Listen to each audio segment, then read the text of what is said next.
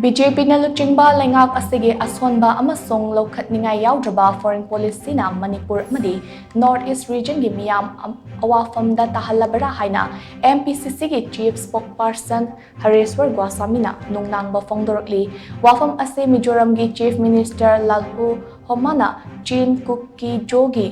Tokhaiba leibak ama semnabagi matangda phongdokkiba wafam adu yaningdaba utpa oina pangthokpa paugi mifam amada mahakna phongdokkibani Manipur Pradesh Congress Committee MPCC gi thaupuba khara yauna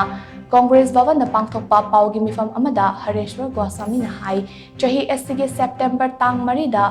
American Indianapolis cha pangthokpa Thauram amada Mizoram gi Chief Minister na tongan balaibak ahumda machoy tariba Chin Kuki Zo Singi leibak ama semnabagi matangda phongdokkiba wafam ado center na tarai na lofam thokte maramdi machoy tariba Chin Kuki Zo gi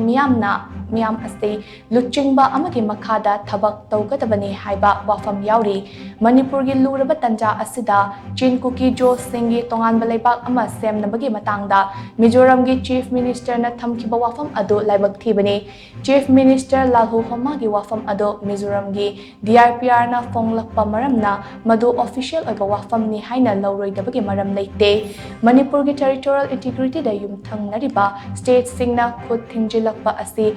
ngasi ngarang gi wafam nate Rajiv Gandhi na Prime Minister oiringi matamda khudyek pinakiba Mizo Ekporda Churachandpur ase Mizoram gi district ama oinabagi wafam khatlakpa laiki wafam madu Rajiv Gandhi na ayaba pikide amaromda Bangladesh ki Prime Minister oirambi Sheikh Hasina na tongan ba leibak ahumdagi machet lauraga Christian country ama semnabagi thaurang leire haiba wafam phonglam balaiki Bangladesh ki island ama atoppa leibak amana naval base oige hairakpada Sheikh Hasina na yakide maduga iroinana Bangladesh ja haurakpa mahiroi singi ihau amada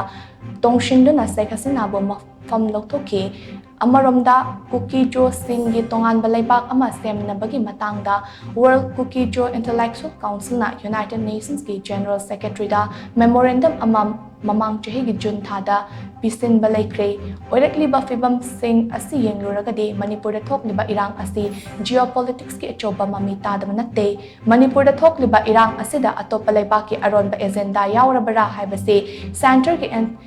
intelligence singna ngasi faba khangdana leirabra haibase achoba wahang amane BJP na Luchingba Leingak Asigi Asonba amasung loukhatningai yaodraba foreign policy na Manipur amadi North East ki Meeyam Awaphamda tahanba yaroi Congress Party gi oinadi India amasung Manipur gi integrity da sokadaba thabak thoram amatta yaba ngamloi Party asigi oinadi parliamentary form of democracy amasung India gi constitution da chet na thasaba thammi haina Hareshwar Goshwami na makatana phongdokki India government si khangna kai doing khamoi do no world ki no to world ki no jo di military power from position ngani adu ya powerful level ba mani China amasung USA gi adu ba policy gi military investor bra sakhaira bra magi aswe policy na te to iba anada da kali da to iba sonda suna re legi ba policy me ya samdukcha bre to di adu gi mai le na ba ke no na ta na India ki foreign policy BJP government ki foreign policy totally flop oira masina flop oibana maram oiduna nasagi legi ba Brahmana 1942 in the ning to begin up with the India to mari le na adum la adum foreign policy se China so changal na adum delivery adu kwan ni sarkar sing na nasi boda